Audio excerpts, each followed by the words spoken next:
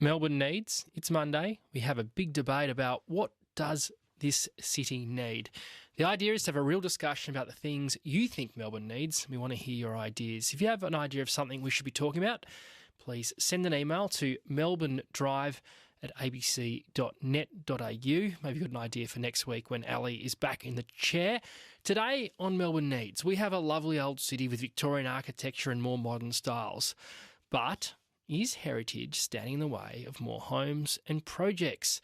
Now, this is a controversial Melbourne needs, but does Melbourne need less heritage protection? What do you think? 1300 222 774. Or you can send a text 0437 774 774. Jonathan O'Brien is the lead organiser of YIMBY Melbourne. That is Yes in My Backyard Melbourne. Good afternoon, Jonathan. Good afternoon. Thanks for having me. Do we need, in our Melbourne needs debate, fewer heritage overlays? So one of the big problems with how we've executed heritage policy over the past few decades is that we've used these really blunt tools, which are the heritage overlays, right? Where we take whole streets or suburbs or blocks and we put them under these sort of blunt protections. And the big problem with that is that we've mostly focused on protecting sort of private, quote unquote, protecting private residential homes, right? Homes that, you and I can't rock up and say, hey, could I come inside and have a look at the heritage in here? We've sort of spent a lot of time protecting sort of things that are of kind of low social value, when really what we should be doing is thinking about, well, what are the civic spaces? What are the important spaces that we could actually bring together for people to be able to access and share and actually participate in the history of? We haven't really invested in that. But isn't there, where there's a state, they're trying to build more homes and apartments in established suburbs, and often people want to move to places like that because of the character, and often the character derives from the old architecture, the heritage of the place. So can we have both? Yeah, so everyone kind of starts their home buying or renting journey with one thing in mind, which is a mansion right in the middle of the city. And then we work backwards from there. We make trade-offs. We sort of say, well, okay, actually, I would not mind less space if I get to be closer to jobs. Or we say, actually, I'd like a backyard, so I'd like to live a bit further out, right? We make those sets of trade-offs. And one of the things is, like, for our city to work really well, we do need to think about how we trade off in terms of like maintaining old private residences, in the dozens and dozens and dozens, street by street, and really thinking about, well, okay, how do we make sure that we have a city that is growing rather than dying? And I guess, but it still goes to my point though, that people want to live with these places that have character. They like the old streets. I mean, is that not something we should be protecting? I think there are examples of, say, individual houses, or like our high streets are a really good example of something where there is a really good case for heritage, right? Because those are places where people congregate, where people come together. Old heritage pubs are a great example of heritage that people can actually share in. But these individual streets that, maybe you drive past or you walk past a few houses and you go, oh, that's really nice. The actual social benefit there is actually like relatively low, right? The reality of these houses is that they're old, they're energy inefficient, a lot of them are very moldy, have ventilation issues. A lot of them are rundown share houses that, actually could really do with a bunch of renewal. And I'm not certain that we're making the best policy trade-off in terms of kind of the overall well-being of our city here. You mentioned pubs there, sort of those iconic old pubs in the inner city. A lot of them, though, are being bought and turned into apartments or converted and closed down as boozers. Is that heritage failing? Yeah, so, this is the big failure of heritage, right? There was a big write-up in The Age a month or so ago about Rathdown Street, right, in the middle of Carlton, and how they're really struggling to get business. They're really struggling to kind of renew their spaces. That is a failure of heritage, right? Not allowing there to be more people nearby who can share in these local businesses, and then the heritage protections on the business buildings themselves that make it really hard to renovate, really hard to change uses. The idea that this is a costless policy that we can just sort of heritage overlay everything in Melbourne and everything will, function very well is just like fundamentally not true. And what we need to think about is, well, okay, what are the high-value heritage places that we can invest in and that we think are worth keeping for the sake of the city? And what are the things that actually, hey, you know what? Maybe some more homes here, some more modern homes, some more density is actually the better use of this land.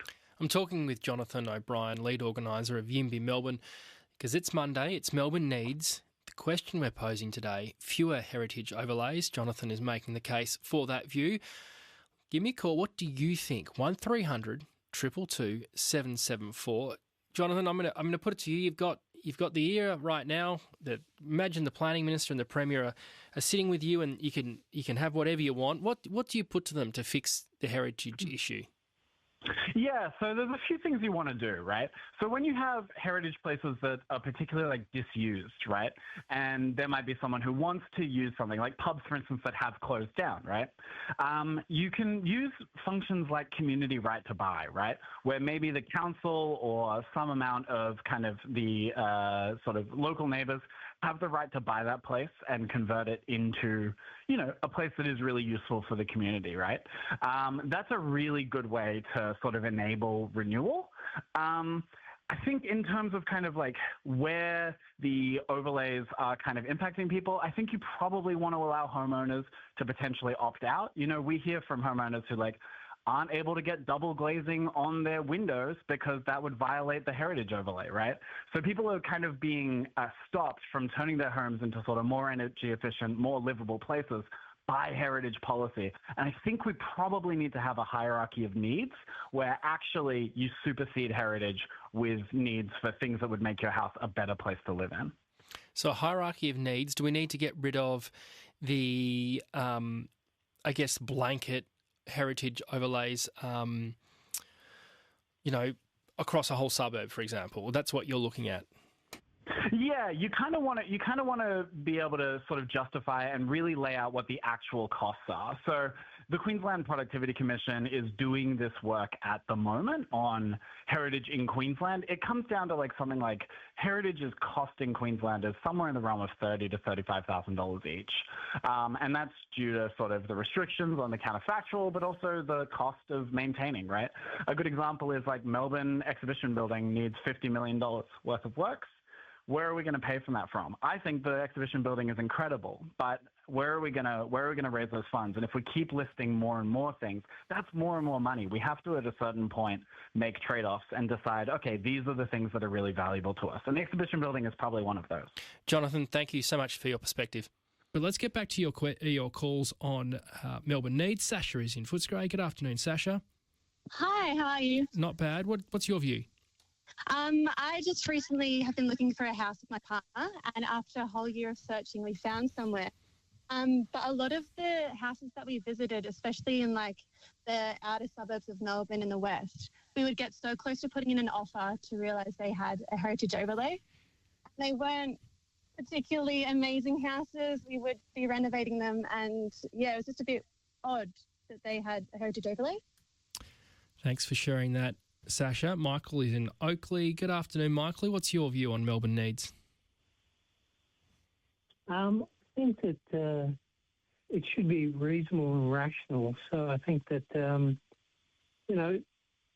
with the solar panels, if you're in an area like I am in Oakley, you can't put on solar panels on the front of your house if you're facing north, which ours is.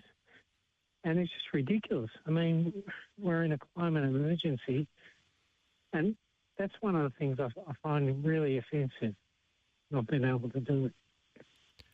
Thanks for that. Thanks for that, Michael. And Diana is in Surrey Hills this afternoon. G'day, Diana. How are you, Richard? Thanks. So many things. Jonathan was fantastic. I'm a heritage owner of a heritage house, which I was nabbed after. I didn't even know about heritage when we moved in. Yep. And 32 years, he talks about low social value.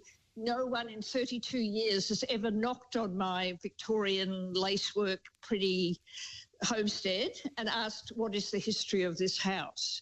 Yet I spend a fortune on maintaining, replacing finials, fixing up chimneys and everything. And I think I would opt out because I am maintaining a suburban museum as an individual overlay at my expense. Thanks for sharing that, Diana. Interesting point. Individuals.